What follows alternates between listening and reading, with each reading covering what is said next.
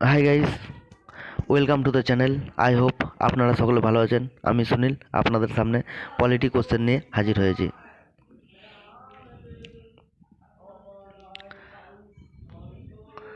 ভারতীয় সংবিধান অনুযায়ী ভারতীয় শিক্ষা হলো যুগ্ম তালিকাভুক্ত। 1947 খ্রিস্টাব্দের কত তারিখে ভারত ও পাকিস্তান দুটি পৃথক রাষ্ট্র হিসাবে স্বীকৃতি পায়? 14ই আগস্ট।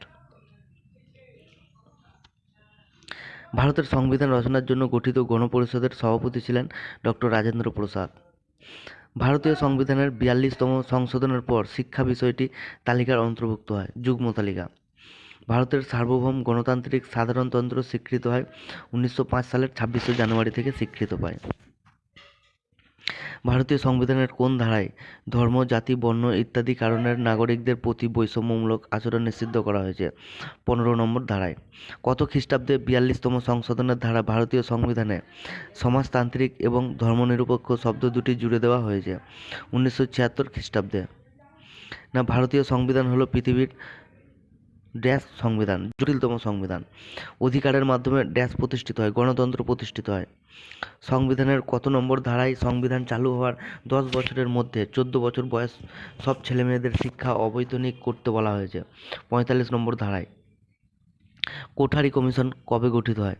1964 থেকে 1966 খ্রিস্টাব্দ পর্যন্ত। সংখ্যালঘু সম্প্রদায়ের জন্য শিক্ষা প্রতিষ্ঠান স্থাপন ও পরিচালনার অধিকার বিষয়ে সংবিধানের কোন ধারায় উল্লেখ করা আছে? 30 নম্বর ধারায়। শিক্ষা ব্যবস্থায় পর্যালোচনার জন্য ভারত সরকার যে কমিশন নিয়োগ করেন তার সভাপতি ছিলেন ডক্টর কোঠারি। রাধাকৃষ্ণন কমিশনের সুপারিশ গঠিত হয় গ্রামীণ বিশ্ববিদ্যালয়। বিশ্ববিদ্যালয় শিক্ষা কমিশন গঠিত হয় কত খ্রিস্টাব্দে? 1948 খ্রিস্টাব্দে। National Council of Rural Higher Education কবে প্রতিষ্ঠিত হয়? 1956 সালে।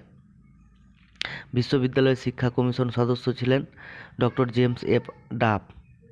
রাধাকৃষ্ণন কমিশনের রিপোর্ট গ্রামীণ শিক্ষা ব্যবস্থায় বিশ্ববিদ্যালয়ে স্নাতকোত্তর শিক্ষার জন্য সময় নির্দিষ্ট করা হয়েছে 2 বছর। বিশ্ববিদ্যালয় শিক্ষা কমিশনের সভাপতি ছিলেন ডক্টর সর্বপল্লী রাধাকৃষ্ণন।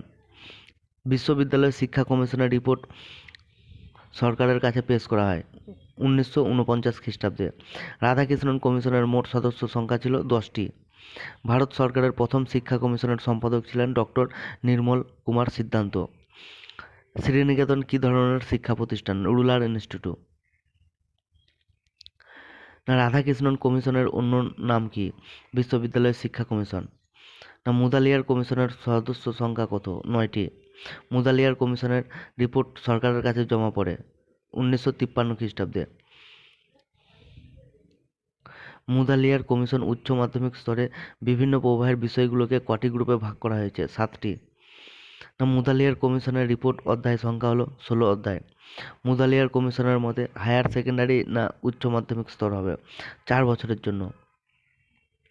স্বাধীন ভারতের প্রথম শিক্ষা কমিশন কোনটি? রাধাকৃষ্ণন শিক্ষা কমিশন। তো থ্যাংক ইউ গাইস, এই ছিল আজকের সেশন। আই হোপ আপনাদের সকলের ভালো লেগেছে। যদি সেশনটি ভালো লেগে থাকে তাহলে সেশনটিকে লাইক করবেন। ভালো থাকবেন, ভালো রাখবেন। জয় হিন্দ, জয় ভারত।